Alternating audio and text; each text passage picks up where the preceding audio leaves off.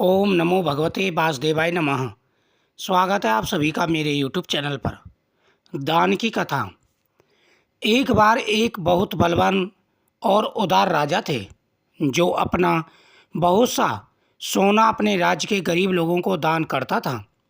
हर सुबह राजा जल्दी उठकर अपना सोना उसके महल के दरवाजे के पास खड़े गरीबों में बांटता था ताकि वे खाना और कपड़े खरीद सकें। एक रात एक किसान महल के पास आया और दीवार से चिपक कर छुप गया। किसान ने सोचा कि वह रात भर महल के दरवाजे के पास रहेगा और फिर सुबह राजा से सोना पाने के लिए कतार में सबसे आगे होगा। अगर मैं सबसे पहले गया, किसान ने सोचा, तो शायद राजा मुझे ज़्यादा सोना देगा और फिर मैं कभी भी गरीब या भूखा नहीं रहूँगा।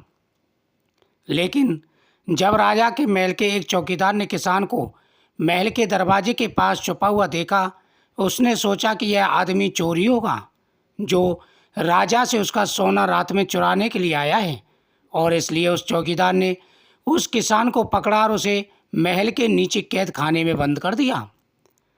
अगली सुबह पिछली रात का किस्सा सुनकर उस उदार राजा ने जाकर कैद खाने में बंद किसान से बात करने की ठान ली।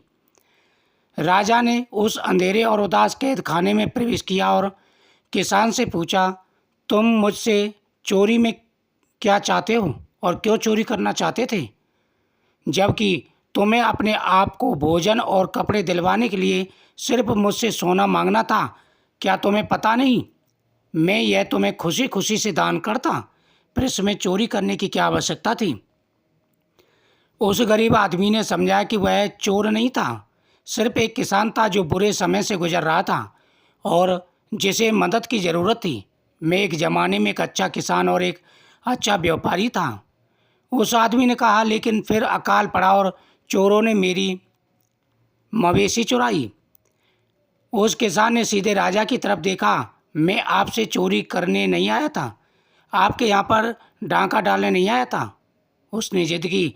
मैं रात में इसलिए आया था कि इस तरह मुझे सुबह सबसे पहले सोना मिल जाए, बस उतना ही काम था। किसान की यह कहानी उस उदार राजा के दिल को छू गई।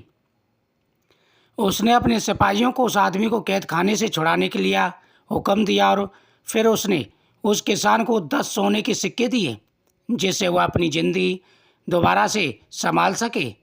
किसान ने उदार राजा को शुक्रिया अदा किया और अपना सोना लेकर महल से निकला। लेकिन अगले दिन किसान अपने 10 सोने के सिक्कों से संतुष्ट नहीं था। हर रात वह महल के दरवाजे के पास इंतजार करता और हर सुबह वह उदार राजा से 10 सोने के सिक्के लेकर के जाता था। यह कई दिनों तक चलता रहा। आखिर राजा ने किसान से पूछा, जब मैंने तुम्हें इतना सोना दिया है तो तुम अब तक मेरे महल में क्यों आते हो?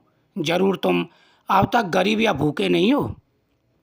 लेकिन मैं आपके जैसा बनना चाहता हूँ, किसान ने राजा से कहा।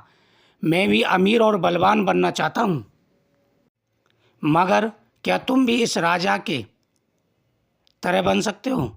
मेरे मन में ये विचार आता है तो मैंने कहा कि मैं भी बनना चाहता हूँ, मगर क्या तुम भी इस राज्य के गरीबों की मदद करोगे? राजा ने पूछा। किसान ने जवाब देने से पहले कुछ देर इस सवाल के बारे में सोचा और कहा, जी हुजूर, अगर मैं राजा बन गया और बलवान बन गया तो मैं भी गरीबों की अवश्य ही सेवा करूँगा। तो फिर मैं तुम्हें अपना आधा राज्य और आधा धन देता हूँ। राजा ने कहा, लेकिन तुम्हें वादा करना होगा मुझसे कि तुम हमेशा उनकी मदद करोगे जिन्हें तुम्हारी मदद की ज़रूरत है, क्योंकि मुझसे ज़्यादा बेहतर गरीबों को तुम जानते हो। जिनको भी आवश्यकता हो जाकर के उनकी मदद करना। किसान ने बात मानी और फिर राजा ने अपना आधा राज्य और अपना आधा धन उसे दे दिया। कई साल गुजर गए और वह किसान एक होशियार और उदार आदमी हुआ। उसने अपना बहुत सारा सोना, अन्न और मवेशी के लिए दान दिया और बहुत जल्दी उसने अपना धन दोगुना कर लिया और अपने राज्य के गरीबों को और भी ज़्यादा धन देने लगा। राजा अपने महल से ये सब देखकर बहुत खुश हुआ। उसे पता था कि दूसरों के देने में दुनिया का सबसे बड़ा सुख है। जो अपना था वह दूसरों के साथ बांटकर वह उदार राजा सबको खुश रख पाया। किसान ने भी यही सबक अच्छी तरह से सीखा था और वह भी अपना धन और अपनी खुशियाँ दूसरों के साथ बांटता था। और जल्दी, क्योंकि दोनों राजा और वह होशियार किसान इतने उदार होकर चारों तरफ प्रसिद्धि को प्राप्त हुए और सभी गरीबों की उन्होंने भूख मिटा दी।